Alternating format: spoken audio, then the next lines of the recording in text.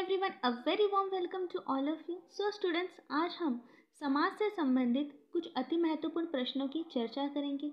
ये हमारा अभ्यास प्रश्न 7वां है और अंतिम अभ्यास प्रश्न है।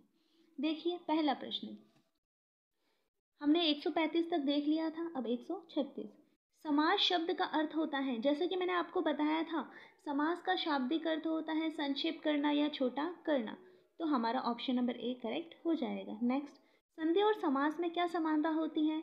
दोनों ही क्या होते हैं? संक्षेप होते हैं। दोनों ही शब्दों को क्या करते हैं? संक्षेप करते हैं, यानी छोटा करते हैं। नेक्स्ट, दो अथवा दो से अधिक शब्दों से मिलकर बने हुए सार्थक शब्द को हम समास कहते हैं। क्या कहलाएगा? समास।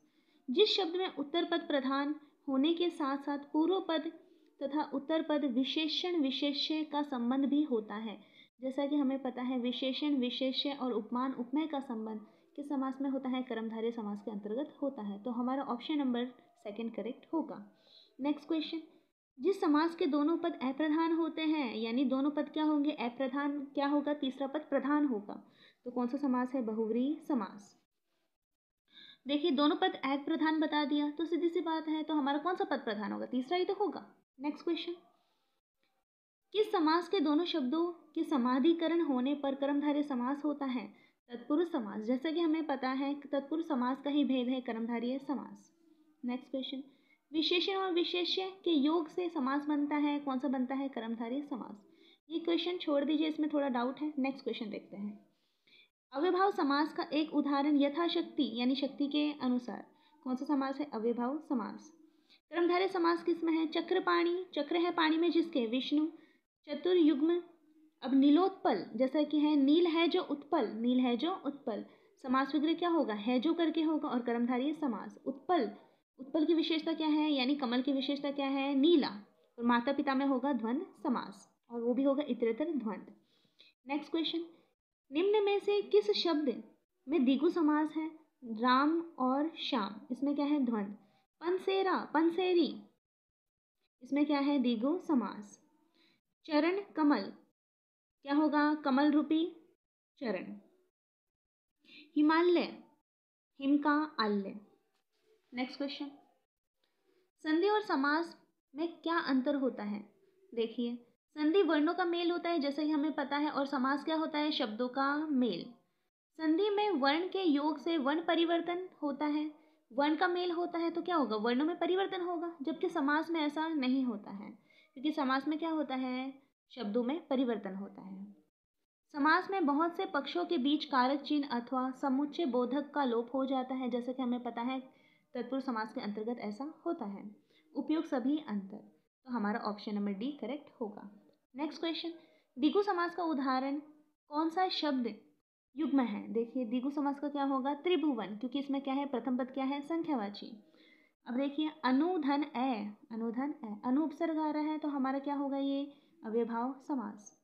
दिन रात, दिन या रात हो जाएगा द्वंद्व, वो भी वैकल्पिक द्वंद्व। चतुरान्य में हो जाएगा हमारा बहुव्रीहि समास। नेक्स्ट क्वेश्चन, निम्नलिखित में से कौन द्वंद्व समास का उदाहरण है? पीताम्बर, पित है अंबर जिसके, अर्थात विष्णु। नेत्र से हीन, अपादान तत्पुरुष समास। चौराहा, चार राहों का समूह, द्विगु समास। रुपया पैसा, रुपया और पैसा, या फिर हम कह सकते हैं या नहीं लगाएंगे, रुपया पैसा आदि, तो हो जाएगा समाहार द्वंद्व। नेक्स्ट क्वेश्चन, निम्नलिखित में से कौन सा शब्द बहुव्रीहि समास का उपयुक्त उदाहरण है? जैसे कि हमें पता है बहुव्रीहि समास में होता क्या है?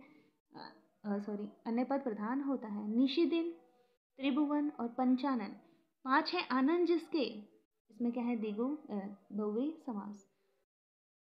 नेक्स्ट देखिए, निम्नलिखित शब्दों में द्वंद्व समास किस शब्द में है? द्वंद्व में क्या होता है? दोनों पद प्रधान होते हैं। पाप या पुण्य, इसमें द्वंद्व है। इसमें है धड़ाधड़, पुनरुक्ति का उपयोग किया गया है, अव्ययभाव समास।